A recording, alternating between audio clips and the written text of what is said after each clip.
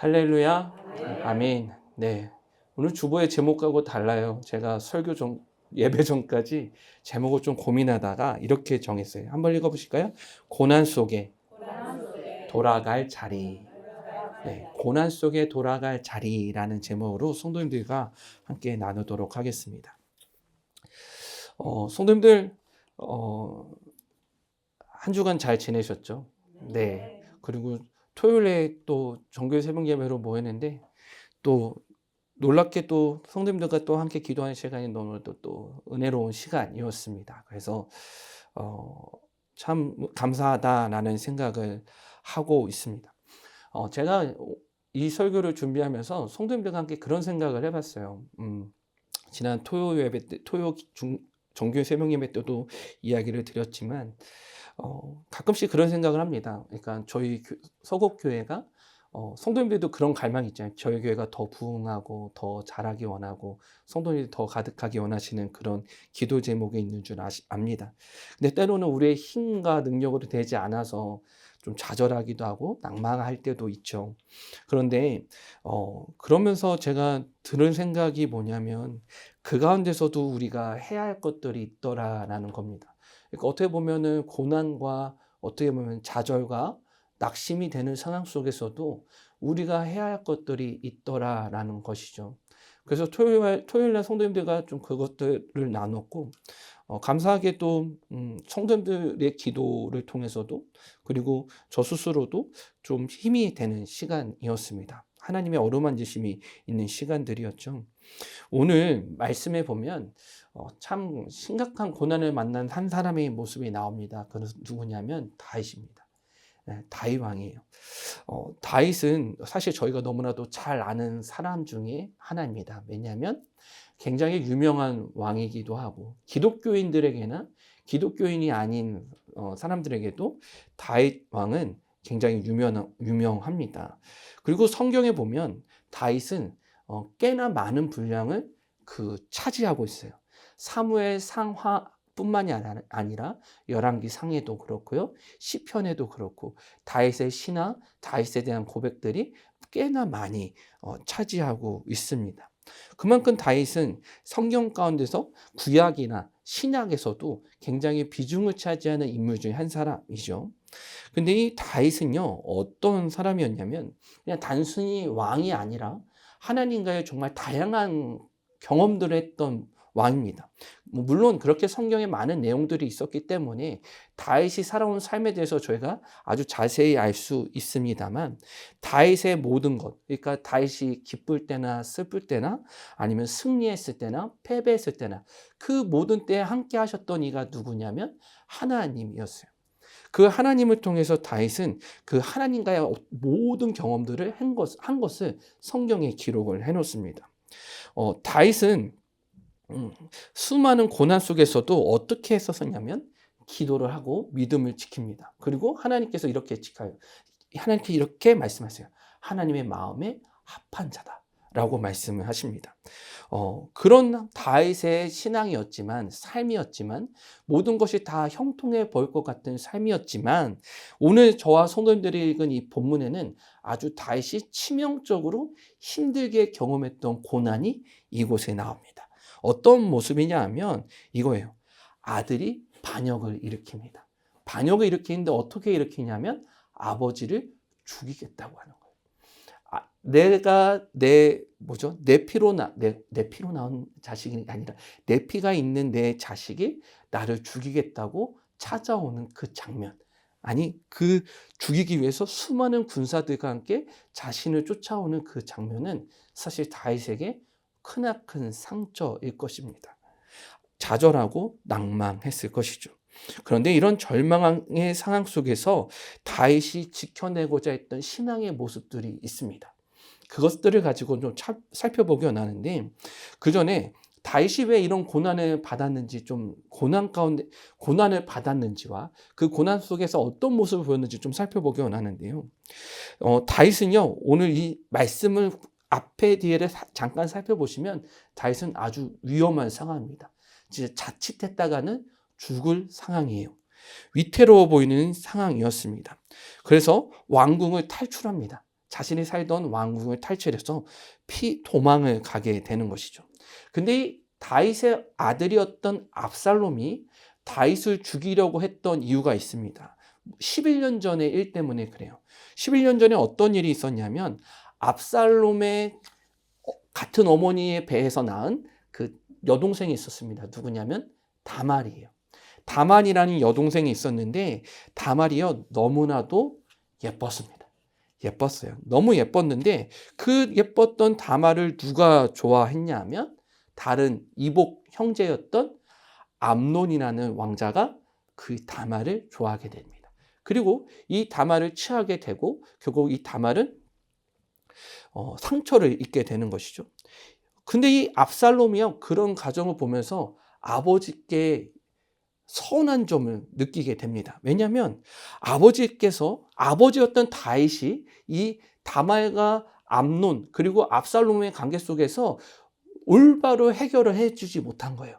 그러니까 그런 상처와 아픔들이 있는데 아버지로서 정리를 잘해줬어야 됐는데 이것을 유야무야 그냥 넘어가게 된 것입니다. 결국 이것은 누구에게 상처가 되었냐면 압살롬에게 상처가 되었고 압살롬은 그때부터 어긋나기 시작해서 무엇을 갈고 닦냐면 복수를 갈고 닦아요.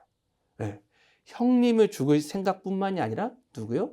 아버지를 죽일 생각을 하게 되는 것이죠. 그래가지고 이 아버지 다윗과 압살롬의 관계는 회복될 듯 말 듯 하면서 몇 년의 시간이 더 흘러가게 되냐면 9년의 시간이 흘러가게 됩니다. 이 9년이라는 시간 동안 하야할 것 같은데 하야하지 않아요. 그러다가 그냥 결국 그 다윗의 장군으로 인해서 요압의 장군으로 인해서 어떻게든 그렇게 일이 그냥 덮어지게 됩니다. 그냥 이스라엘에 와서 살아라라고 하는 그런 덮어지는 사건으로 나타나게 돼요. 결국 압살롬은요 이스라엘로 돌아와서 예루살렘을 돌아와서 한 것은 무엇이냐? 이제 반란을 준비하는 겁니다. 어떻게 하냐면 이거예요. 어떤 문제가 생기는 사람들이 오잖아요. 그래서 이제 예루살렘 와서 이제 왕에게 따지려고 이제 그런 가는 길 속에 압살롬이 그 사람들을 막아섭니다. 그러면서 이렇게 얘기를 하는 거예요.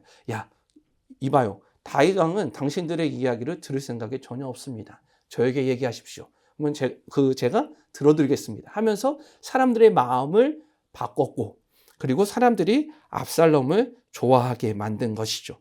결국 이것들을 통해서 이제 백성들과 수많은 사람들은 압살롬을 따르게 되었고 다윗은 그것을 모른 채 결국 압살롬의 반란을 마주하게 됩니다. 결국 어떻게 되느냐? 다윗은 도망치게 되는 거예요. 한번 생각해 보세요. 다윗 왕이 이제 한번 되어 보시죠.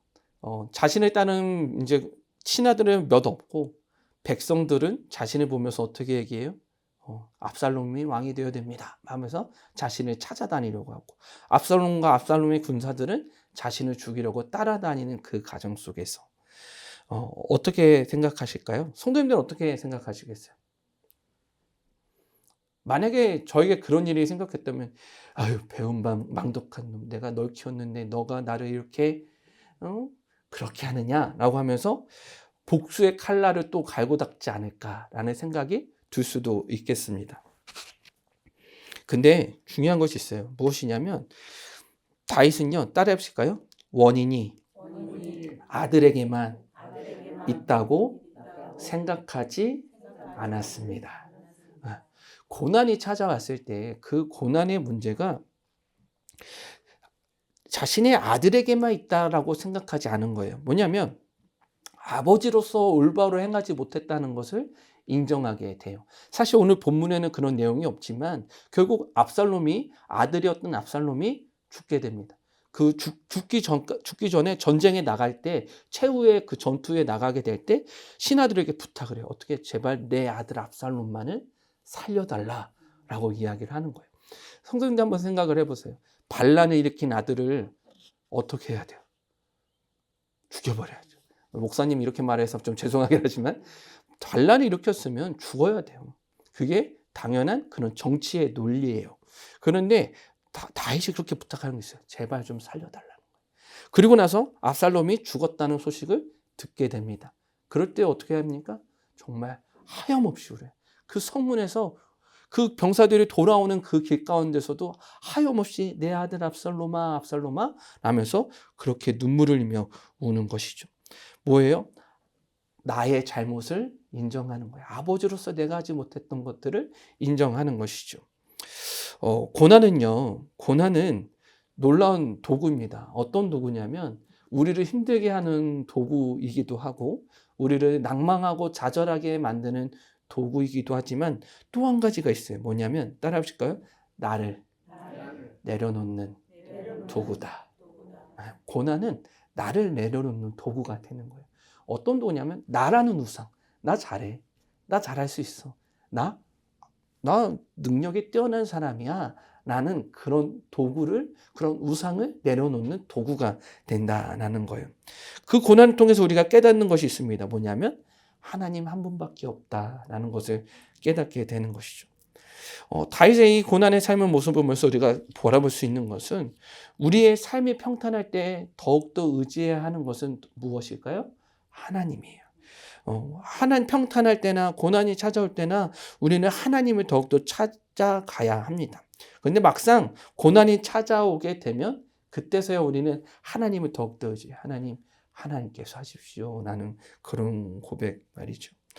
그럴 때 우리는 우리의 무기력함을 깨닫게 됩니다.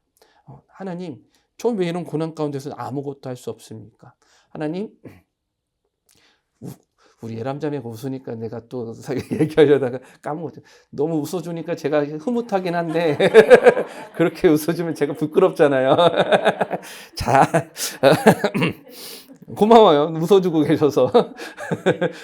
무기력한 존재라는 것을 깨닫게 됩니다. 까먹었네. 그런데 그 무기력함이 우리에게 절망감만을 안겨주진 않아요. 왜냐하면 그 순간에 우리가 모든 것을 내려놓고 하나님을 인정하고 하나님을 찾아갈 수 있기 때문에 그렇죠. 사랑하는 성도님들, 혹시 고난 가운데 있습니까? 그 가운데서도 어떻게 해야 되냐면 하나님께 내려놓고 하나님께 채우심을, 하나님의 인도하심을 더욱더 갈망할 수 있는 저와 우리 성도님들 되시길 바라요. 이 고난이 하나님께서 주시는 특별한 기회가 될 수도 있는 것이죠.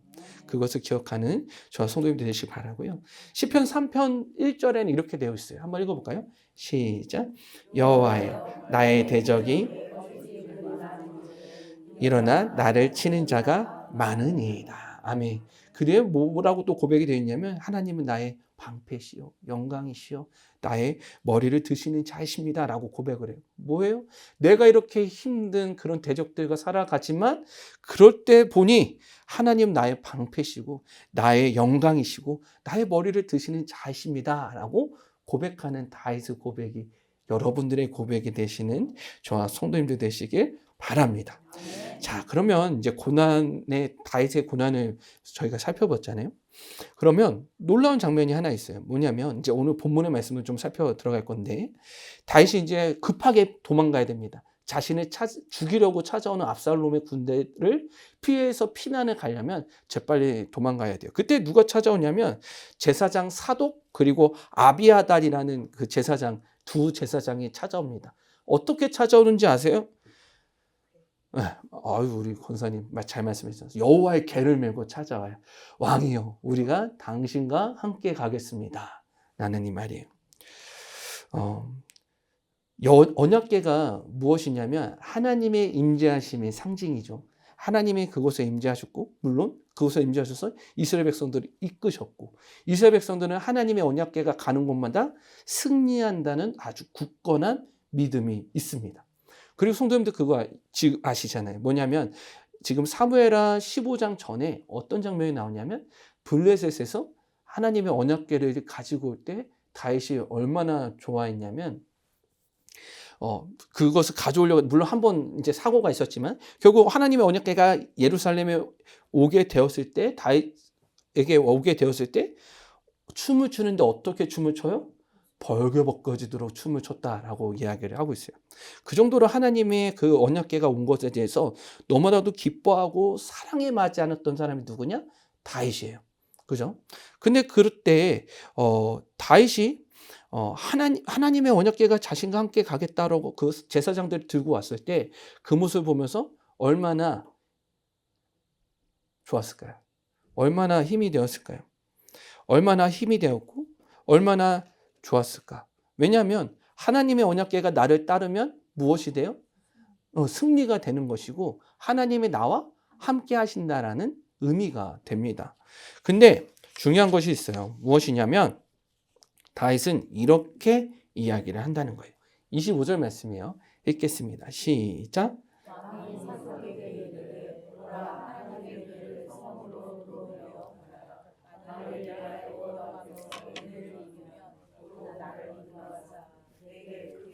그 계신 데를 보이시리라. 아멘. 뭐라고 얘기하냐면 따르실까요? 보라, 하나님의 궤를 성읍으로 도로 메어가라. 하나님의 궤를 도로 메어가라라고 이야기를 한다는 것입니다. 이상하지 않으세요? 왜 그랬을까?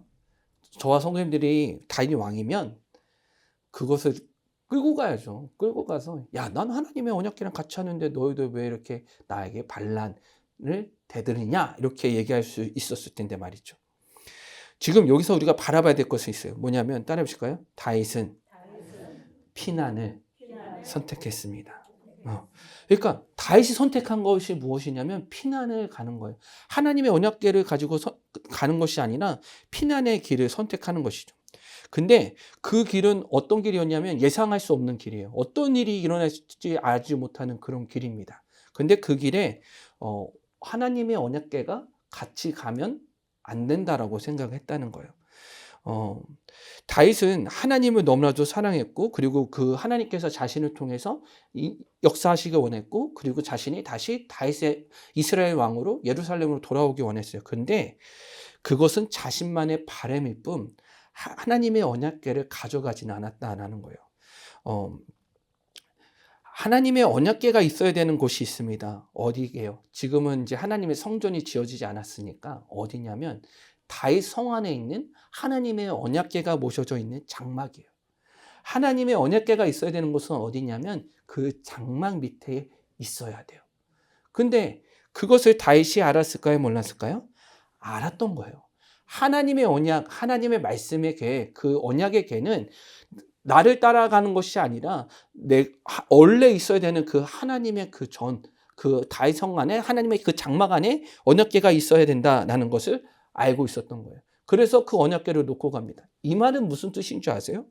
이거예요. 성도는 다윗이 오늘 보여준 것은 무엇이냐면 성도는 인생의 고난을 만나게 될 때에 하나님을 붙들어서 자신의 편에 세우려고 하지 않는다는 거예요. 다시 한번 말씀을 드릴게요. 우리가 고난을 받을 때 우리는 하나님을 내 편으로 만들려고 그래요. 그래서 하나님, 제가 이런 고난을 당하는 것은 하나님께서 갚아주실 거죠? 하나님, 이렇게 하실 것이죠? 라고 하나님을 내 편으로 만들어요. 근데 다윗이 보여준 것은 무엇이냐면 그 고난의 상황에서 하나님을 내 편으로 만들지 않았다는 거예요. 내 편을 만들지 않고 오히려 어떻게 해야 되냐면 내가 하나님의 뜻 안으로 들어가겠습니다. 라고 그런 고백하는 신앙이 여기에 담겨져 있다는 거예요. 제사장들이 언약궤를 메고 왔을 때 다윗만의 생각을 했다면 당연히 끌고 가야 했습니다. 왜냐하면 나의 정당성을 입증할 수 있는 아주 좋은 도구가 되니까 말이죠. 그런데 다윗은 하나님을 이용하지 않아요. 하나님은 강제로 나의 편으로 세우지 않아요. 어떻게 하냐면 하나님이 있어야 할 곳은 어디예요? 하나님의 그 장막, 그곳에 계셔야 합니다. 내가 이곳으로 오겠습니다. 라고 하는 그런 신앙을 가진 것이죠. 이것이 우리에게 다윗에 가질 수 있는 아주 놀라운 신앙을 볼 수가 있는 거예요. 고난이 찾아올 때 하나님은 내 편을 만드는 게 아니에요.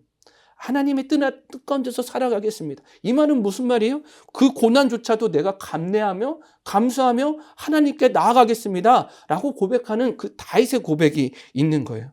이렇게 이야기합니다. 27절 말씀 한번 읽어볼까요? 읽겠습니다. 시작.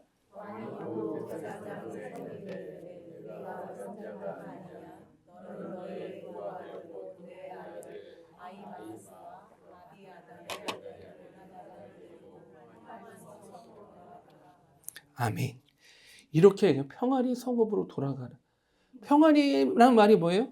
아무 일이 없던 것처럼 하나님의 언약궤를 다시 되돌려놔. 하나님은 그곳에서 변치 않고 계시는 분이시야 라고 이야기를 하는 것이죠. 그래서 다윗은요, 하나님이라는 존재를 자신의 방법으로 쓰려고 한 것이 아니라 하나님을 그대로 믿고 신뢰하며 그곳 가운데 내어놓는 겁니다. 그리고 하나님의 계획에 순종하는 것이죠. 그래서 다윗이 이렇게 기도해요. 26절 말씀이에요. 읽겠습니다. 시작. 그러나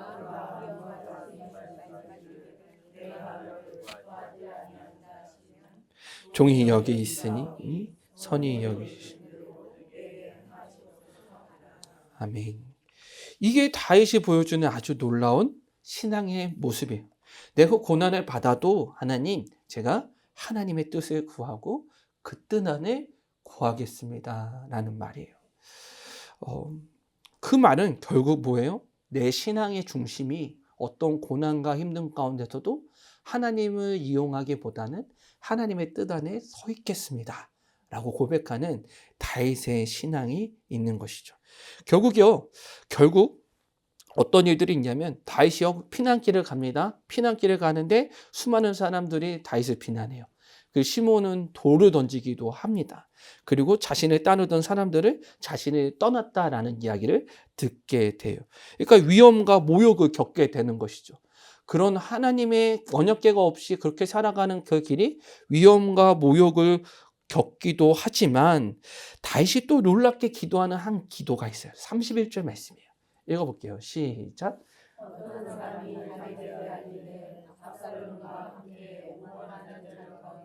아이도벨이 있나이다 하니 다윗이 이르되 여호와여 원하옵건대 아이도벨의 모략을 어리석게 하옵소서 하니라. 아멘.